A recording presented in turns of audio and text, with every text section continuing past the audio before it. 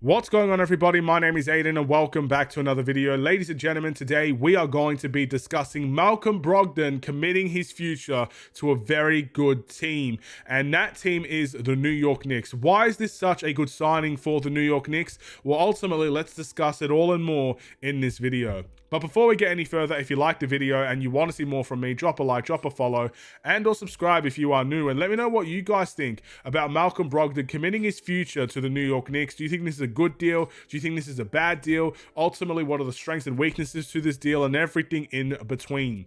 So, ladies and gentlemen, I think it's very obvious why the New York Knicks went for Malcolm Brogdon, but what I am very interested in as well is that Malcolm Brogdon signed a relatively cheap deal. As far as I'm aware, New York are capped out in every way, so they were only allowed to bring in a player for the vet minimum, and I think, if I'm not mistaken, that's what Malcolm Brogdon signed for.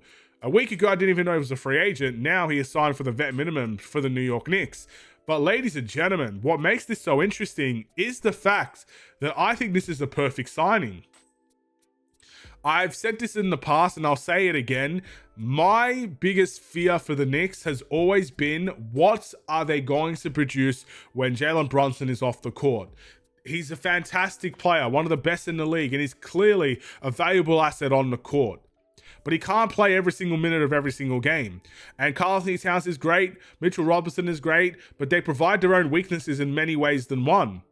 But if you can add a strength off the bench to impact things and make things unique and different and effective when Jalen Brunson is off the court, it makes the New York Knicks a team that's really great to a team that should be considered heavy favorites to get out of the East. And I think, if healthy, Malcolm Brogdon can be that player.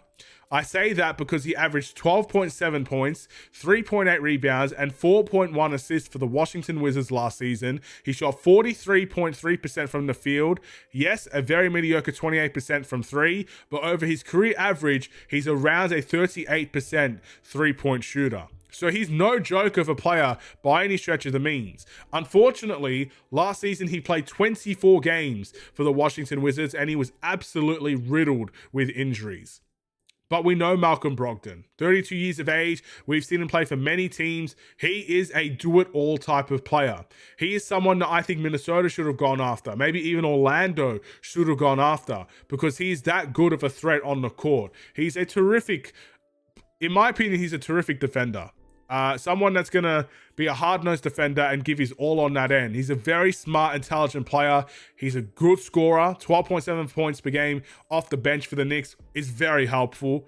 4.1 assists off the bench for the Knicks could potentially be very helpful, so he can play make very well. He's a very decent rebounder, averages around 4.1 rebounds on the point of his career. These stats are there. I don't need to tell them to you, but I am telling them to you because these are very impressive stats. He's going to be a big difference maker on their team. And I can only imagine, I don't have these stats with me, but I believe personally, he's going to be a big plus-minus player as well. He's going to come into the game and make things better for them on the plus-minus side of things, which is exactly, in my opinion, what the Knicks needed. So this is a great deal. The Knicks should be proud of this. The fact that they got him on a vet minimum as well, this takes them to the next step. I truly believe this makes them favorites in the East. You know, I can look at Cleveland, and it's a very similar situation. I feel like both teams needed another playmaker, needed another ball handler, needed another point guard, and they got Lonzo Ball, which is a fantastic addition in and of their own right. But I guess track record-wise for health, they both didn't play very many games.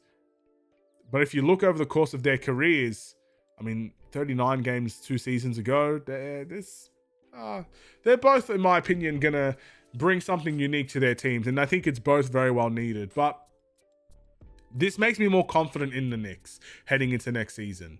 You know, Karl-Anthony Towns is great. OG Anunoby is great. They've got great role players. They basically kept everybody around. They're going to be good to go already.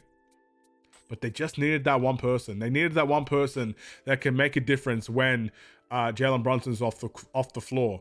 And what makes things so interesting is that Malcolm Brogdon doesn't need to play big, heavy minutes. So these injury concerns that they have, well, yes, is still a concern. it could be less of a concern because the burden in minutes will not be as high. He's been a starter for a lot of his career. He started for teams like Portland. He started for teams like the Milwaukee Bucks. He started for teams like Boston at the time that he played for them. You know, he started for a lot of teams. So I do believe that, you know, a benched unit, I don't know if he started for Washington, actually. We could take a look while we're here. So 24 games. He started 13 of them, yes. So he started 13 out of these 24 games. That's more than half. So yeah, like, it makes sense that a bench role could definitely be on the cards for him, and it can maybe help him stay a little bit more healthier than what he's currently been.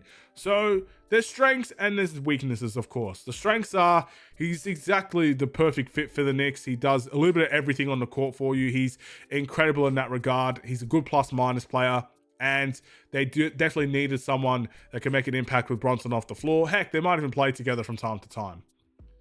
The negative is he can't stay healthy. 2 years, he's not been healthy. 39 games for the, I'm assuming it was for the Wiz. It was for 24 games for the Wizards, and the last team he played for, which I think was Portland, he played 39 games. So not very healthy seasons over the past two.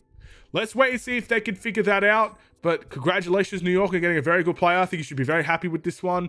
And yeah, you put yourselves in a very good position to get out of the East, alongside of Cleveland. I think those are the two teams right now that are looking phenomenal to get out of the East. With that being said, have a wonderful and safe day. Stay safe, stay healthy, and stay tuned for more. Take care, and peace.